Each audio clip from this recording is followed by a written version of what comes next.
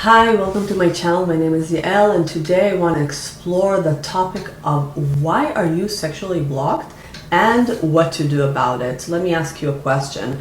Do you feel disconnected from your sexual and sensual self?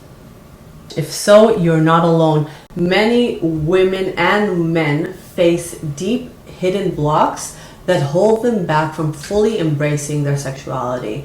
In this video, I'm going to break down how sexual blocks look like and how to let your erotic nature embrace them, hover above them, and not shut down because of them, because that's an automatic response of shutting down an eroticism.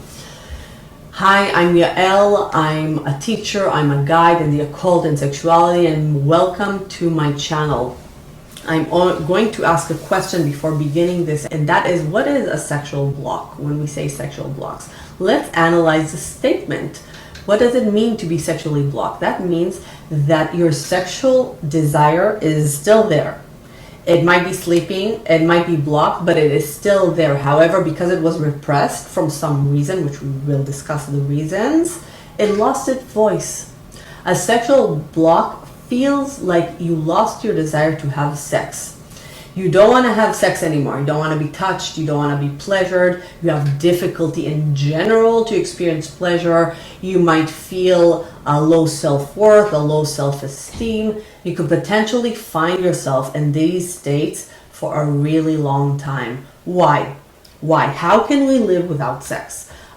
I'll tell you, because a sexual urge is different than an eating urge. With eating, the body signals it needs food, even if we attempt to repress it. But what happens with a sexual urge is that when it's repressed, it goes into a winter sleep and can be sleeping for a really long time until it's invited to play, until the blocks are removed in a way that truly resonates with you. You have to have some emotional excitement and connection to the removal of the blocks. Unfortunately, also, when your sexual self is sleeping, basically when you're asleep, somebody else benefits, You're more predictable, you're more domesticated, and unfortunately, again, many abusive partners would want to control your sexual expression by criticizing it, and that is a method to control you. But no one is really in control once you have the awareness, once you put your mind in the right place and you know your sexual nature and needs. So no matter what caused these blocks, you can remove them. It's up to you to remove the blocks, and when you do,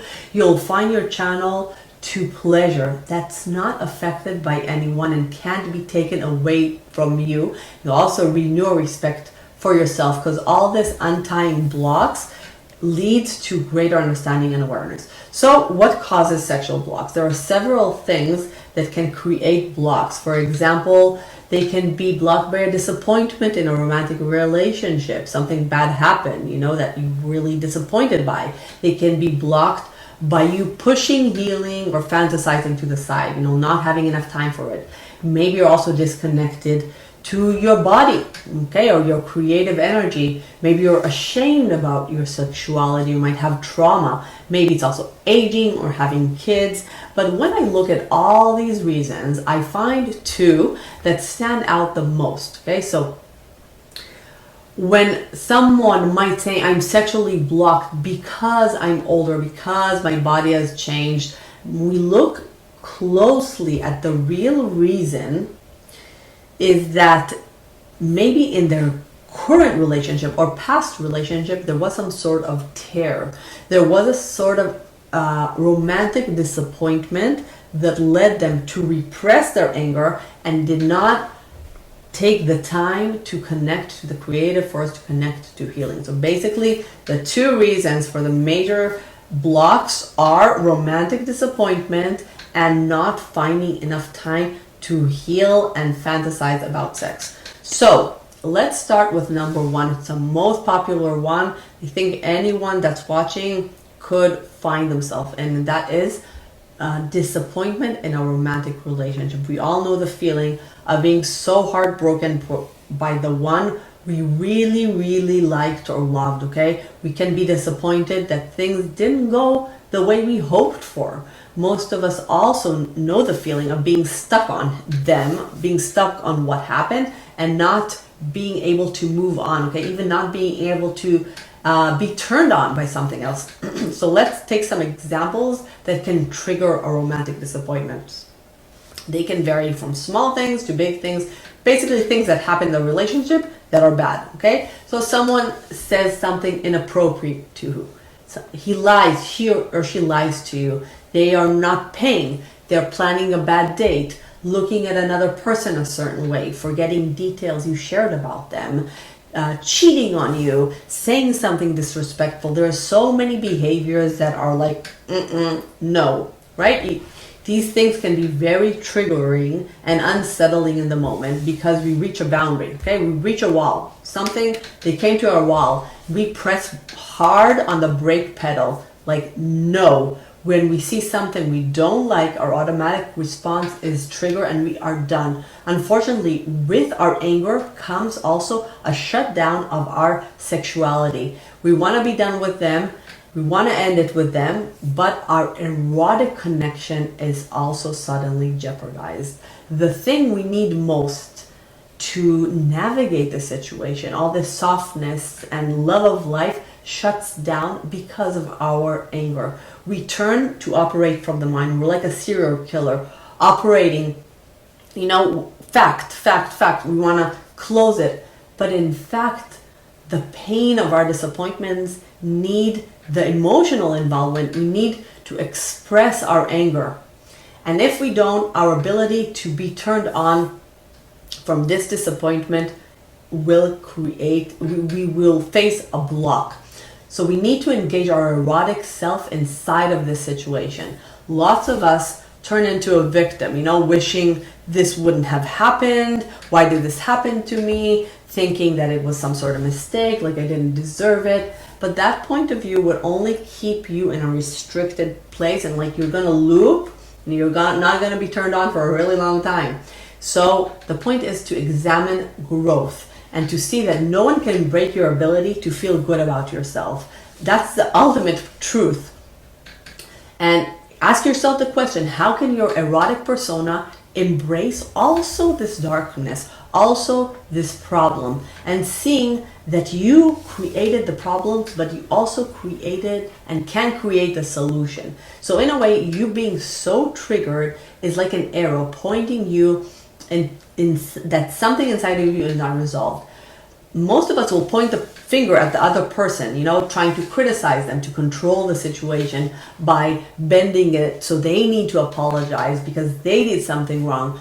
I'm not talking about I'm not saying that what they did is right, but the point is of being a victim that won't take you anywhere, okay? So it's not about you seeing a behavior not approving on and moving on. It's about your emotional involvement. So let's say you started dating someone that has a gambling problem.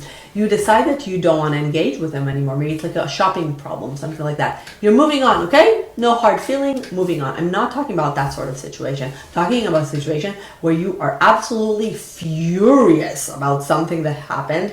You're emotionally involved in your criticism. The criticism fuels the anger fuels the criticism. And even if you decide to end the relationship, you keep on being sexually blocked. So the behavior of your partner is not so much what matters.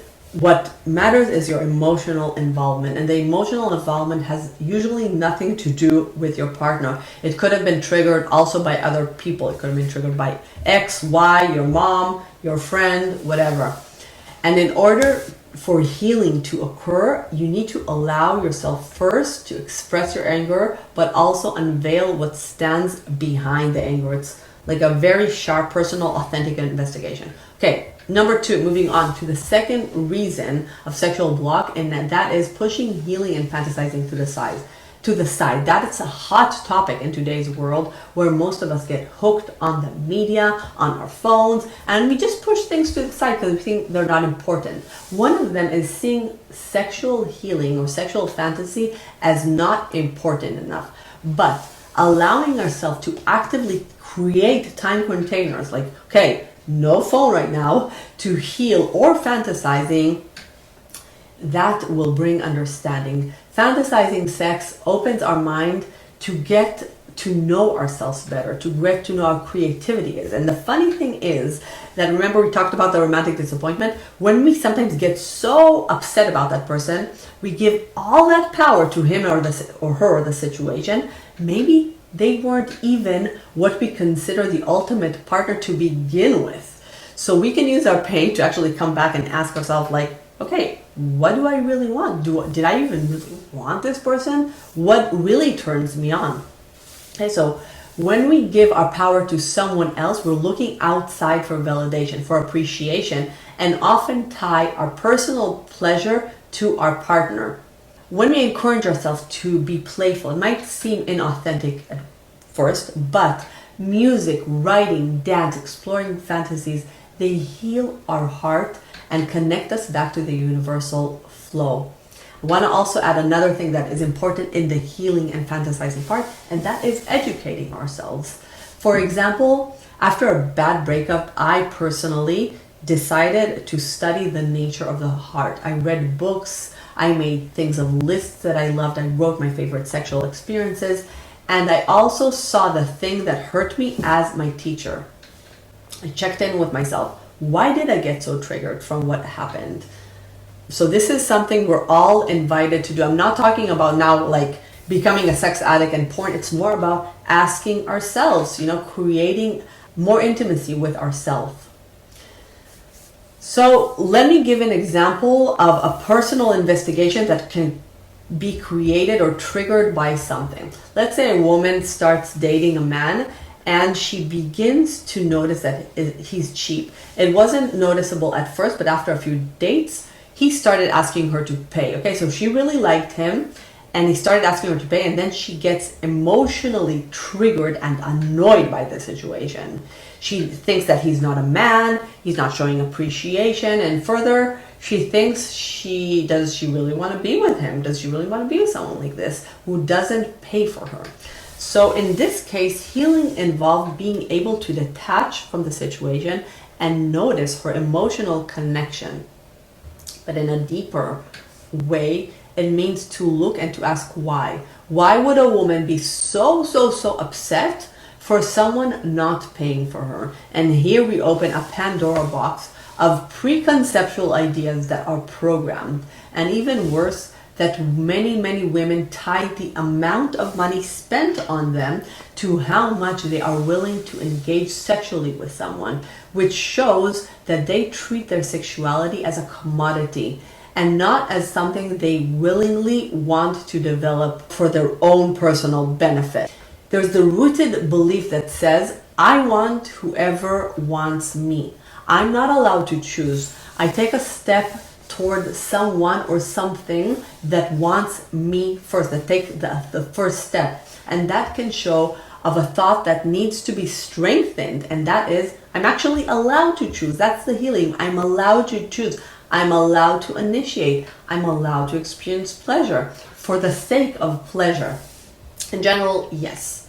Most of us open sexually when we are appreciated, when we are adored, when we are loved. There are also practices of devotion to our partner and seeing each other as a god. That's a real practice in sexuality. But there come times when our partner does something and we will perceive it as not loving or appreciative.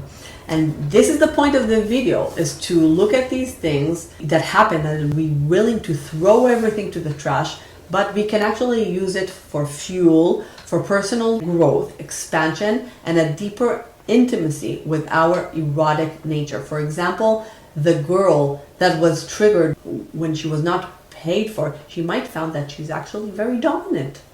In conclusion, releasing sexual blocks is super important because it unlocks a deeper intimacy with ourselves. It unlocks a lot of joy, self-expression, improves our lives, and encourages us to be authentic. Basically, it brings us back to life. You can see a block as a gift, as a wise arrow that points you in the right direction. It can be the greatest teacher you have. So, if this resonates with you, let me know in the comments. Have you ever felt blocked, and what helped you heal? Don't forget to like, share, subscribe, and Let me know what you think. Thank you so much. Bye.